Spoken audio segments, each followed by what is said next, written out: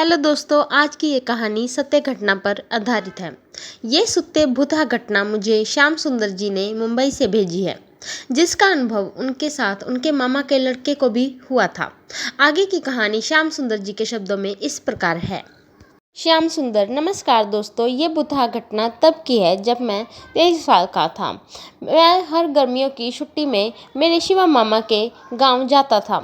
मेरे मामा का एक लड़का था जिसका नाम अबराज है। मैं और अभिराज छुट्टियों में पूरा दिन गांव में कहीं पर भी घूमा करते थे।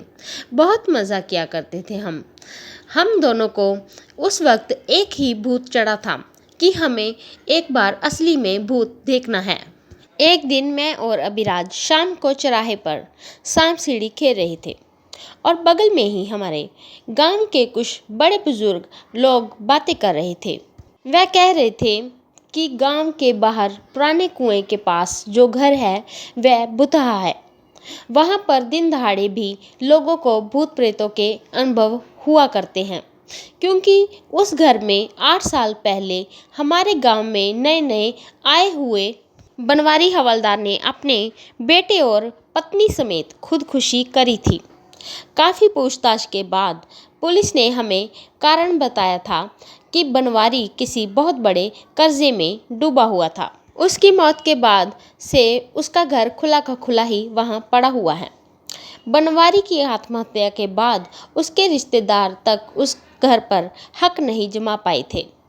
उसके रिश्तेदारों का कहना है कि उन्होंने ये घर 5 बार किराए पर चढ़ाया था, पर दोनों किराएदारों ने ये बोलकर भाग गए कि उस घर में उन्हें एक आदमी, औरत और एक लड़के की प्रेत आत्मा वहाँ पर रहने नहीं देती। वह 3 आत्माएं ना उन्हें खाने देती हैं, ना उन्हें ठीक से सोने देती हैं। आखिरी वाला किराएदार तो दिन में ही भाग गया था। जाते जाते उसको आसपास के लोगों ने पूछा था, क्या हुआ भैया? तो वह बोला कि इस घर में दिन दहाड़े डरावनी आत्माएं घूमती हैं। उन्होंने तो उसे नींद में पीटा भी था। वह बेचारा तो उसका बड़ा सामान जैसे अलमारी, बेड भी वहीं पर छोड़कर भाग गया था। फिर बनवारी के रिश्तेदारों ने भी तंग आकर उस घर को ऐसे ही ताला लगाए बिना वैसे ही छोड़ दिया था, क्योंकि उन्होंने खुद भी उस घर में कुछ घंटे बिता के उस घर का प्रेतबाधित होने का अनुभव कर लिया था। हमारे गांव में से भी वहां गलती से भी कोई वहां पर नहीं जाता था। ये सारी बातें मेरे और अभिराज के खरगोश जैसे कानों में सुन ली थी। फिर भी दूसरे दिन हम दोपहर को सबको चकमा देकर हम दोनों ने उसी प्रेत बाधित घर में पहुंचे थे।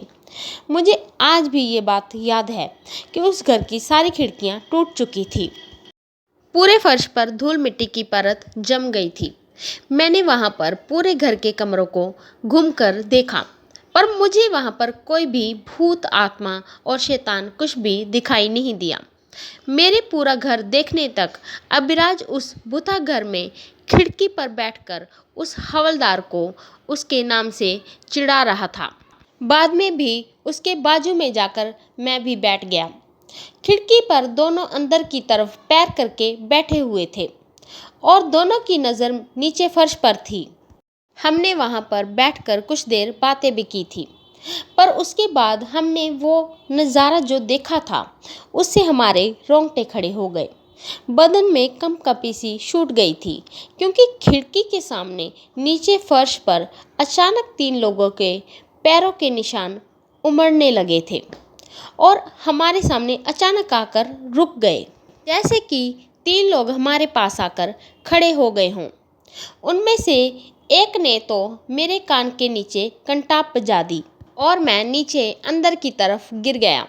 मैं उस वक्त इतना ज़्यादा घबरा गया था कि अपने पैरों पर ठीक से खड़ा भी नहीं हो पा रहा था। मैं पूरे शरीर की ताकत समेट के गिरते पड़ते दरवाजे से बाहर निकला और अभिराज तो इतना डरा हुआ था कि खिड़की के नीचे नाला है उसमें ही कूद गया था। फिर हम दोनों चीखते चिल्लाते घर तक भाग गए थे। मेरी माँ और मामा ने हमें बहुत पीटा था। तब से हमारा भूत खोजो अभियान बंद हुआ। तो दोस्तों, कैसी लगी आज की ये हॉरर स्टोरी? ऐसी ही और स्टोरी सुनने के लिए आप हमारे चैनल को लाइक शेयर सब्सक्राइब करना ना भूलें। प्लीज़ दोस्तों, हमें आपके सपोर्ट की बहुत ही ज़रूरत है। धन्यवाद।